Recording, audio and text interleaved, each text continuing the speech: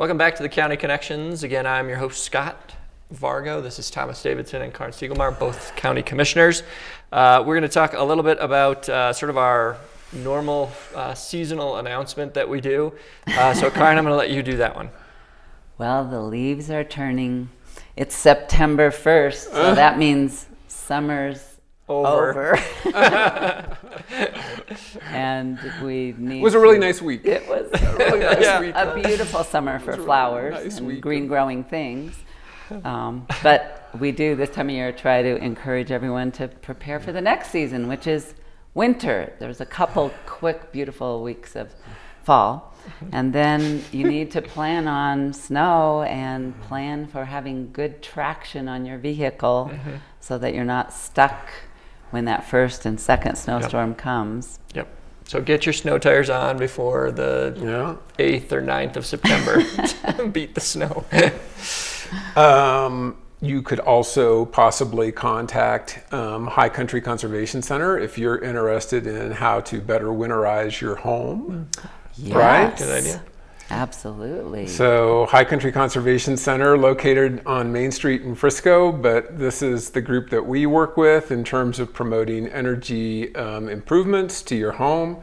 And they've got some really great programs and can calculate the return on investment and all this other kinds of good stuff. So that is definitely something that you should be thinking about, because their Energy Smart program is this last year was our first year that we funded that, right? And this is going in several different counties, and so this is a time to think about that.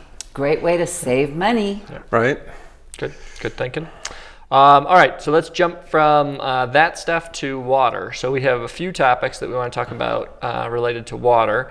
And so Karin's going to take the lead on that, related first off to the Basin Implementation Plan. So a little bit of background about that, and then what are they doing? Yeah, so we've talked about this a couple times, and the governor issued a proclamation that we will have a state water plan about a year ago. So the Basin Roundtables, there are 8 of them in the state. Actually, there are 9, but there are 8 based on an actual watershed. So I represent us on the Colorado Basin Roundtable. And so we've been working feverishly to put together the Basin Implementation Plan. All of those 8 roundtables will put those together into one state water plan. And I wanted to bring it up again because part of this is to get some public input. And there is a website now called coloradowaterplan.com. And that has all of the basin implementation draft plans and an easy way for you to make comments. Our continuing drumbeat here in the Colorado Basin is that we do not have any more water for trans-mountain diversions without seeing the destruction of our economy as we know it and our environment. The two are interconnected. So get involved, check it out. You can read as little or as much as you could ever want to read. Another one of our drum beats is the fact that we are now in an emergency situation of negotiating so that the lower basin, California, Arizona, doesn't go to a compact call on the upper basin. So again, we don't have any more water in our local Colorado Basin to go east because we have to send it all south. And there's not enough down there. Yeah, when you've got the state of California talking about piping water halfway across that state to deal with the drought in Southern California, and when you think about the projections of growth on the Front Range in the millions, you really quickly wonder, where is all this water going to come from for all of this growth? So it's really important that we stay in tune with everything that's going on here. So kudos to you for going to all those meetings, because sometimes it's like, oh my gosh, another meeting on water. Good. Do you want to talk a little bit about the Forest Service rules related to water, or do you want Karin to kick that off? So the Forest Service recently put out some rules discussing how water and water rights would work on Forest Service land. It's been of particular interest to all of us up here. the ski areas, the towns, the county. Everybody is very interested in what the Forest Service has to say in terms of rulemaking with regards to water. And this has been sort of an on and off thing for some number of years. And shocker, lawyers got involved. And they're still involved, but we're hopefully trying to work towards Once something. they're in, they never get out. Yeah, exactly.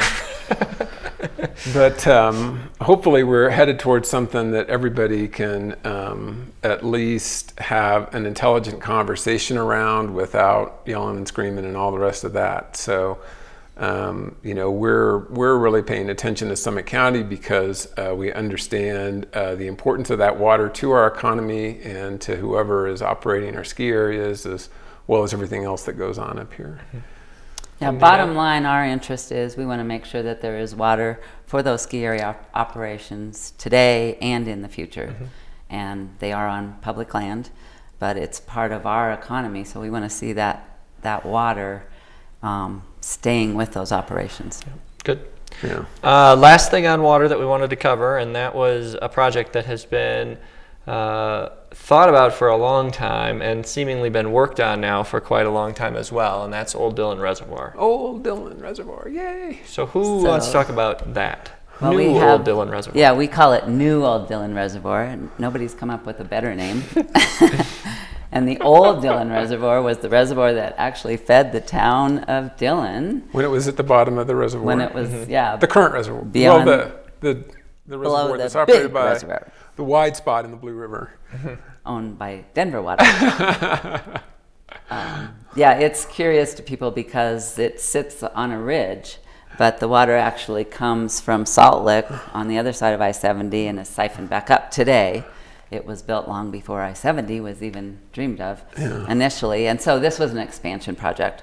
And so many people may have used it as a nice recreation area, nice little trail, great place to take a family, visitors who aren't used to the elevation, to do a walk around, fabulous views from up there. So this was a great partnership between Summit County, the town of Dillon, and the town of Silverthorne, so those three entities. And we have an authority that the three of us together, are going to operate and run the reservoir over time.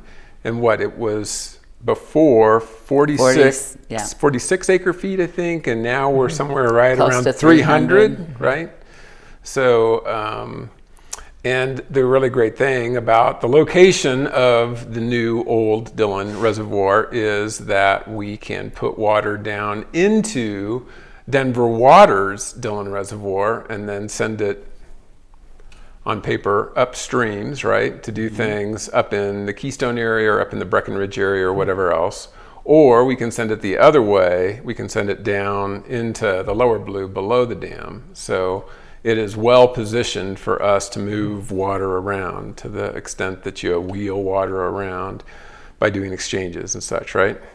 New Old Dillon Reservoir not only is incredibly flexible and valuable resource, but it's a great community asset, including fishing for golden trout. And they were put in last year at about that size, and I think they're about double that size already. Okay. So just a unique opportunity in Summit County and in Colorado, I believe. This was in partnership with Parks and Wildlife, right? And California Wildlife. It was a trade they did. More Californians coming to Colorado. That's right. Indeed. Well, this one you get to catch. Yes. And eat. They didn't have enough water in California, so. The only golden trout I like to eat are Pepperidge Farms golden. Oh, goldfish. They're goldfish. Those are just goldfish. Goldfish. Yeah. That's different, isn't it? Kinds of different flavors of those now, I see. Yeah. All right, so we're going to take a quick break. We'll be right back, and we're going to talk about a few more things. Stay around.